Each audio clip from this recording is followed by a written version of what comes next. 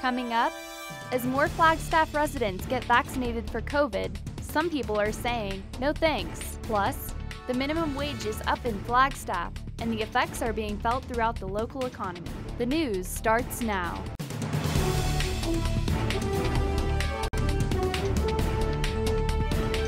You're watching NAZ Today, Northern Arizona's local news. Good evening and welcome to NAZ Today. I'm Tori Smith. And I'm Christian Ayala. Thanks for tuning in.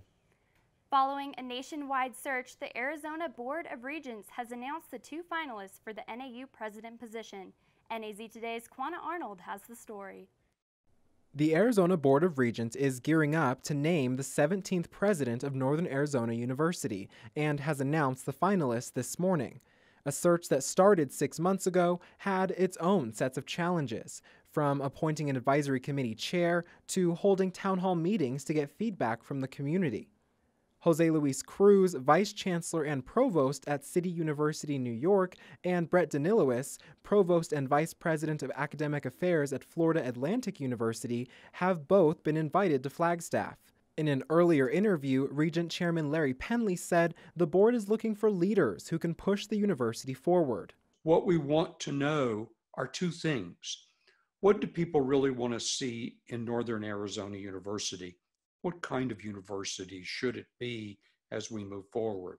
And secondly, what kind of leader do we need to carry the university forward to excellence? And it seems they found what they're looking for. Regent Fred Duvall, co-chair of the advisory committee, says, quote, "Our candidates for the position of NAU president are both stellar leaders in higher education." In a statement released by the Board of Regents, both candidates expressed their excitement to visit the campus and experience the rich cultural community here in Flagstaff. As for President Rita Chang, ABOR announced back in September her decision to not seek any renewal of her current contract. President Chang's office has yet to release any comment on the presidential search. Although the university is hopeful both candidates accept, NAU has not released any information as to when the interviews will be conducted. Quanah Arnold, NAZ Today.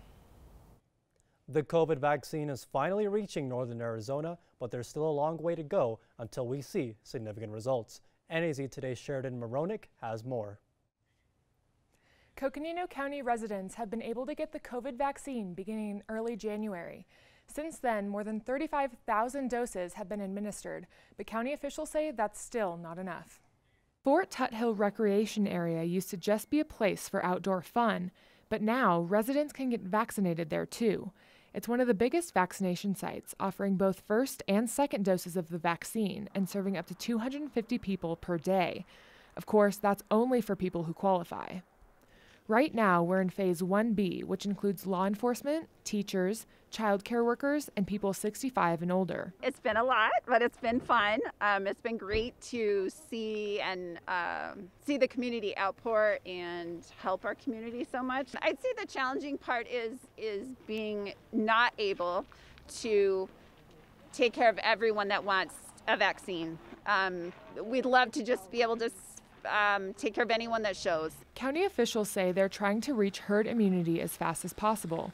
That happens when enough people are vaccinated in order to protect those without the immunization, and that's still a long way off. Ultimately, can quash a virus pretty quickly once we get to herd immunity. So that number is not known yet for COVID-19 because it's such a new disease that we're dealing with, but it's typically between 70 to 90% of the population would need to be vaccinated.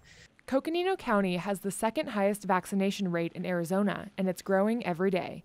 Still, that rate depends on vaccine supply, which at this point is low. We are still advocating every day to receive more vaccine, but our hope is that once we do, we can have a plan in place to increase our throughput and be able to see more people every day. Officials hope that herd immunity will be reached by the end of summer, or at the very latest, the end of 2021. No matter how long it takes, they say vaccinations are vital for slowing the pandemic. For more information and to sign up for the vaccine, visit the website listed at the bottom of your screen. Sheridan Moronic, NAZ Today. After a year of coronavirus, nearly 15,000 Arizonans have died. but vaccinations tested and approved by the CDC are becoming more widely available. But even so, there are some who say they'll pass on the shots. NAZ Today's Xavier Smith has more. For healthcare workers, vaccine skeptics are a real disappointment. Nurse Carmen Leo says the skeptics are wrong, particularly about the Moderna vaccine. The clinical trials, they have to show that they're safe and effective, even with the emergency approval from the FDA. It's developed different than other vaccines. It's not like a live virus. It's kind of like, it's called the mRNA, so it's like a replica. So it's not a live virus. The emergency approval from the FDA and the vaccine's overall short development time contributes to the uncertainty among some people. Nurse Elizabeth Monterde says she has seen few side effects. They're pretty small. I mean, and the side effects that we're getting here aren't terrible, and they're not lasting that long. So yeah, I mean, of course, it's going to be a little nerve-wracking that it was created pretty quickly, but I think it's worth the risk, to try and get this under control. The vaccine is not required, even if a person is at high risk for the coronavirus. It's a personal choice. Corey Abril, registered nurse, says he has no regrets. By getting my second shot and stuff, I felt like that was the right thing to do. That this is something to protect me, my family, my friends, my loved ones all around me. And I think if you're on the fence out there, you got to think of the whole picture. The vaccine skeptics we spoke with would not give us an interview. Following Arizona's COVID plan, the vaccine will be available to the general public by this fall. In the meantime, high-risk groups are receiving the 2-dose vaccine. Xavier Smith, NAZ Today. Since the start of the new year, the minimum wage in Flagstaff has gone up $2 an hour to $15. This increase makes Flagstaff have the highest minimum wage in all of Arizona, but there's more than what meets the eye. The minimum wage initiative, passed by voters in 2016 and again in 2018, is now in effect for nearly every employer in Flagstaff, with one very big exception, NAU, which is only required to operate under the federal minimum wage for student workers. Because of the increase, the city itself will be paying out quite a bit to city staff making the minimum wage. All of our employees that were at that $13 per hour level, when the jump went to $15 per hour, that's that number you're seeing, the $119,000-ish is what it cost the city of Flagstaff to raise those employees to the higher minimum wage. But the base pay of $15 does not apply to everyone. Tipped employees, such as bartenders, waiters, and waitresses, start at $12 plus tips. Restaurants can elect to do a tip credit of $3 less, which essentially means that if you're in a restaurant or you are a tipped employee who regularly makes tips, you can be paid at the $12 per hour mark. As you might expect, the wage increase isn't good news for many businesses that are still recovering from the coronavirus pandemic. Well, I think it's a mixed thing between business owners, because I think that some business owners are able to be put in the position that they can succeed. They don't have leases, they own property, they have their own businesses. Alvin says Flagstaff's local market is at a huge disadvantage with labor costs in comparison to larger cities like Phoenix and Tucson. But since the increase, Alvin and his staff restructured and regrouped by raising prices and even adding 10% service fees, which prevented any of his employees getting laid off, and some customers were not happy. We've also received bad reviews. We've been threatened to be sued. So, you just kind of have to take it with a grain of salt. Christian Ayala, NAZ Today. Coming up, could you picture this cute three-legged feline in your home? He's available. Stay with us.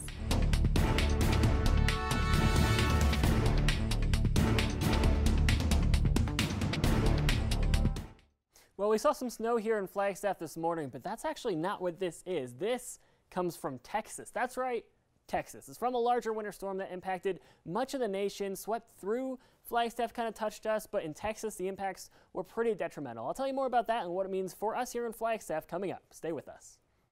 Marie, you have prediabetes. Prediabetes? I don't have time to eat right or exercise. I'm a busy mom. Oh, you're a busy mom. Yeah. This is great news. Busy moms never get prediabetes. Wait, what? Let me just... Yeah, this is all the people at risk for prediabetes, and way over here, busy moms. No?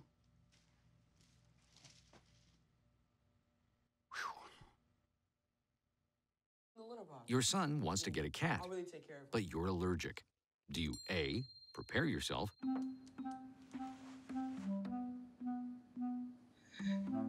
B, make the best of it, C squared equals 25.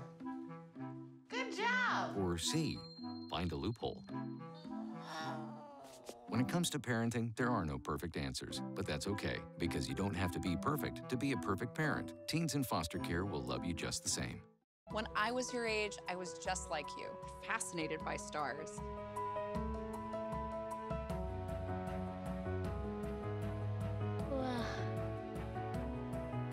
But now I get to search for life in the universe. And who knows, maybe life is looking for us too. So we're like aliens to them? Yeah. Does anyone want to be a scientist now? I do. Awesome. We need more girls in STEM. Maybe we can find aliens.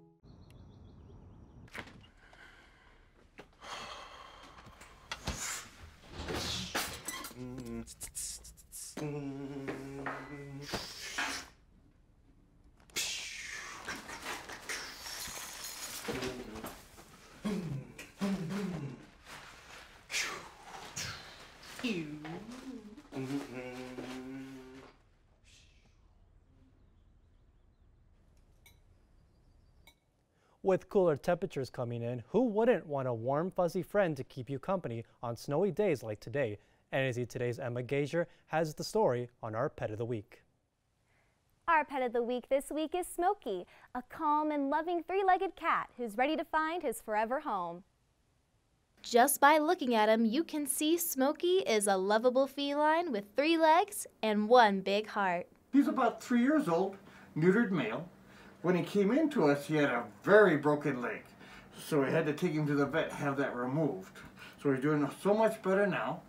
So he got all of his stitches out. He's ready to start moving into his new home. Smokey's slight disability doesn't mean he can't love his family any less. He loves being around people. He just loves being people in general. He's going to need a little bit of TLC because he's got to learn how to run and jump and be a kitty cat with only 3 legs. But he's doing really well with it so far.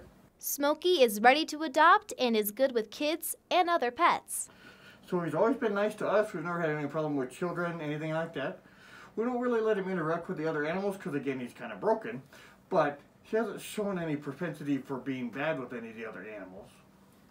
So he's just ready to go. This sweet kitty is ready for a new start. It's a safe bet that he'll have a new home very soon. You can adopt Smokey today for $125 at the Coconino Humane Association. If you are interested in Smokey or any other animal, stop in for a visit or go online at coconinohumane.org. Emma Gazier, NAZ Today.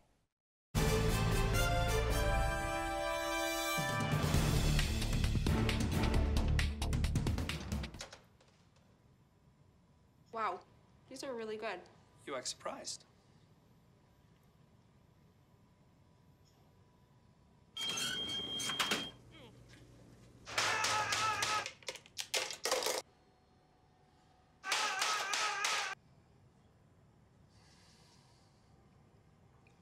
Practice makes perfect. You don't have to be perfect to be a perfect parent. There are thousands of teens in foster care who don't need perfection. They need you.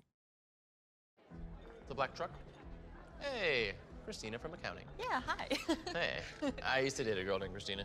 Oh, really? Yeah, and then she dumped me for my best friend.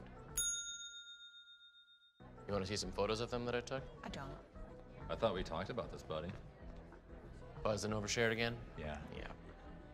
I'm gonna call a car. That's a smart idea. So, yeah, I know, that's why I did it. Hey, you're gonna get back to the top of the mountain. Does that mean I'm gonna get back with Christina? No. Oh. No. They call me Prince like I'm royalty or something. But the places I've lived ain't no palaces. So I don't need grilled salmon or a new scratching post. Just give me a cardboard box and a can of tuna and we're good. You can even change my name. I'm cool being the kitty formerly known as Prince.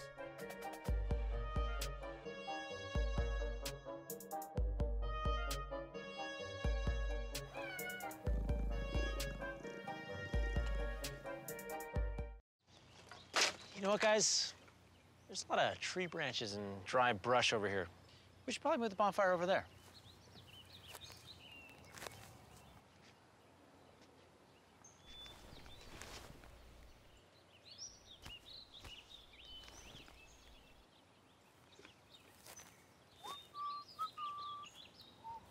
I'm guessing Smokey liked that idea.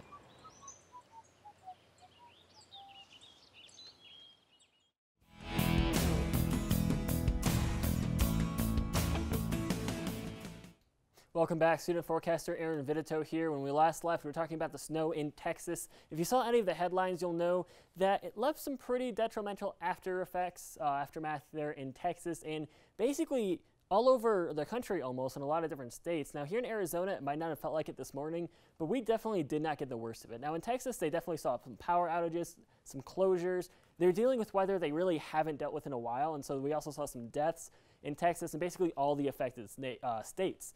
Colorado, they saw temperatures as low as -16 and highs in the single digits. Now here in Arizona, we only saw some difficult travel, some winter weather, and ultimately less than an inch of precipitation, and I'll tell you why that is. Now looking at our winter storm here, we can see the pinks, purples, and the blues. That's basically where the winter storm is. Blue over here, that's an avalanche warning, so you can see that it went through Utah, avalanche warning being all the snow that they got from the storm. It went down through here and touched Flagstaff, but we didn't get it full force. Now you can see over in New Mexico, they kind of got an impact over here, but not as bad as Texas. You can see all this pink and purple over here as it moved through Texas and up eastward, northeast to eastern Canada. Now Texas, basically all the states over here, they definitely got the worst of it.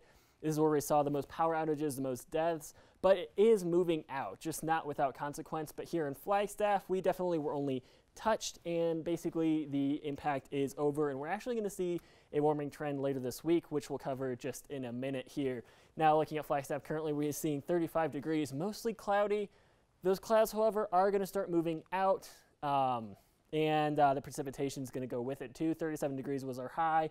Pretty on average, maybe a little below average to our 45 degrees. Now this morning we saw precipitation 0.16 of an inch, bring our average, or our total rather, up to 4.89, still above average.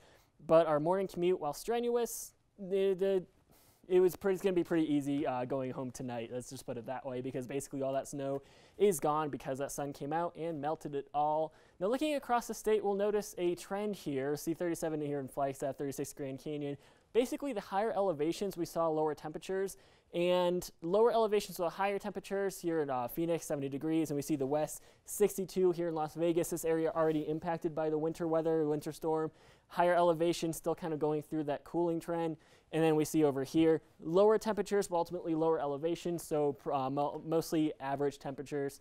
Tonight we're going to see the low go all the way down to 14 degrees, mostly clear. Those clouds are going to start moving out. You might get some scattered snow showers, but ultimately the worst is behind us tomorrow, 36 degrees. Pretty much what we had today without the clouds, without the snow in the morning, but it is going to be a little gusty out, so wind chill will be in effect. So while it's going to be 36 degrees, it might feel more like the high 20s, so make sure that you're paying attention to that, especially because our low in Flagstaff is going to be about 10 degrees, and the lows are going to be pretty low. We're going to see the cooler temperatures kind of persisting tomorrow, 36 Flagstaff, 49 Sedona, 45 in Winslow, but then it's going to get closer to average. Looking at our extended forecast here, we see 36, 39. It's going to move all the way up to 53, a pretty dramatic increase by Friday.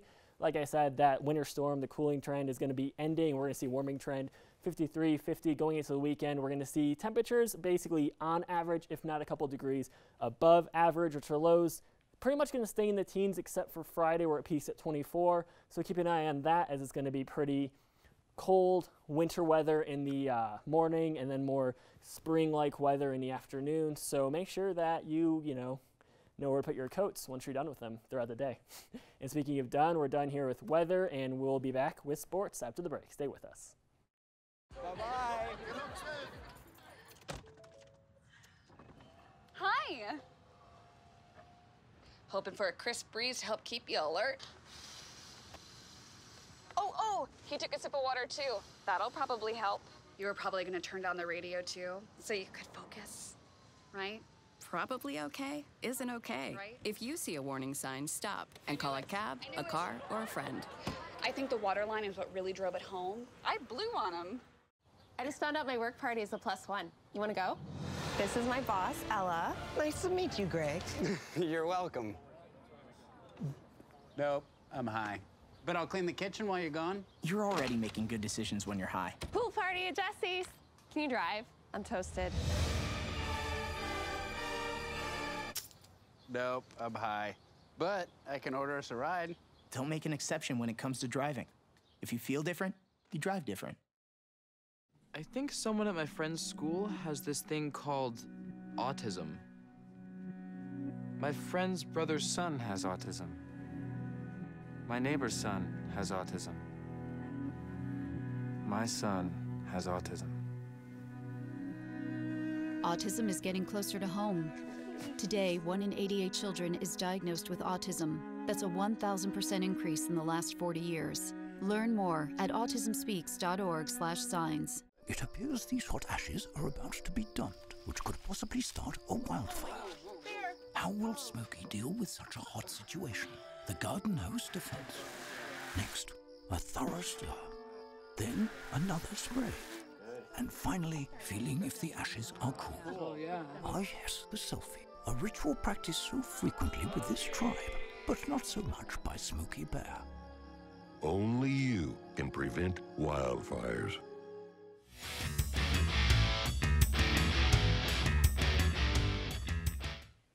Welcome back to NAZ Today. I'm your sports reporter, Kristen Chancellor. The Coconino girls basketball team faced off against their in-town rivals, the Flagstaff Eagles, last Tuesday for their second time this season. The Coconino Panthers have fell short in both games, losing to the Eagles by 4 in the first game and by 15 points in the most recent matchup. This game is long-standing rivalry is celebrated throughout the community. For more on this, I caught up with the Coconino head coach, Cassie Schrader, on the sidelines. The Flagstaff Eagles and the Coconino Panthers girls basketball teams faced off for their second rivalry game of the season. The Eagles earned the sweep with an 80-65 win on Tuesday, exactly 3 weeks after opening their season at home with a 4-point win over their crosstown rivals. However, while both teams want to win, the rivalry goes beyond the score. They, circle it on their calendar every single year. They want to win. We've been coming up short lately, but they still got the will to win, and sometimes we just get outplayed. Not only does this affect the players involved in the game, but it also plays a role in the community of Flagstaff itself. Flagstaff native coach Cassie Schrader remembers how important these games were to her growing up. Now she is lucky enough to be coaching on the sideline. Ever since I was little, I've been watching these games. My dad's been reffing these games, been coming to them. Like, I would skip nights out with my friends just to come to these games and watch. So it's crazy for me to just be on one of the benches for them. It's super important to me. I'm, born and raised in Flagstaff, so this rivalry means a lot to me, a lot to my family, a lot to a bunch of my friends. While this means a lot to the community, unfortunately, due to COVID restrictions, family and friends are not able to attend these games. However, the pressure is lightened on these teams because of it. Come into the game a little bit less nervous because, the parents aren't in the stands, they don't have friends up in the stands. It's definitely a weird environment, but I think that they take advantage of that, at least they have so far. They come out less nervous, they come out just a little bit more game focused. With 7 games left in the regular season, this team is fired up and ready to continue fighting hard. I'm hoping to keep competing with Flag High for the top of the region, just kind of take care of all of our region games, get up in the PowerPoints in our non-region games and just kind of make sure that we let other teams know that we're going to compete. The Panthers hope to get one more shot at their rivals in the state playoffs. The Panthers are ranked 9th in the 4A conference with a 6-2 record, while the Eagles are ranked 5th with a 6-1 record. We will continue to watch these teams battle it through the rest of the season, as both are expected to make the playoffs. The Coconino Panthers have their next matchup against the Greenway Demons on Thursday at 5:30 p.m. The Flagstaff Eagles take on the Mojave Thunderbirds tomorrow at 7 p.m. That's all we have for sports. Stay tuned for a weather recap after the break. I was 0.5 credits away from completing high school, and I didn't do it. My support team never stopped pushing for me to be better because they knew who I could become as a person.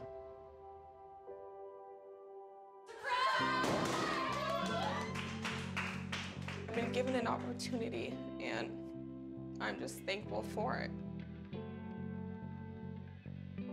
Find free adult education classes near you at finishyourdiploma.org.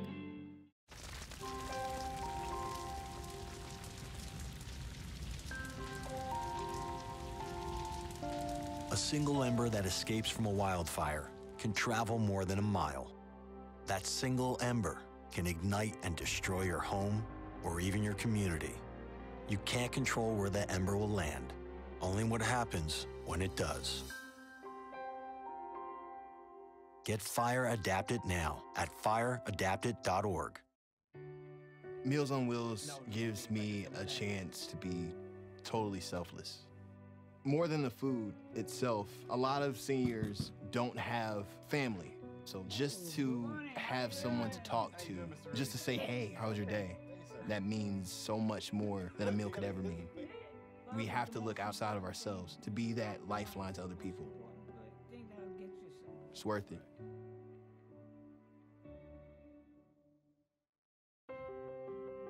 When I first saw a turtle, my heart was full. Now anything but lonely.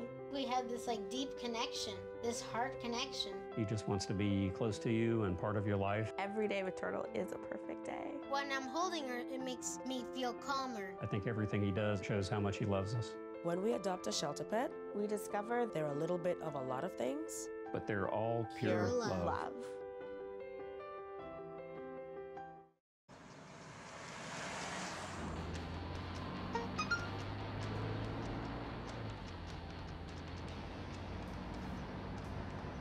The average text takes your eyes off the road for nearly 5 seconds.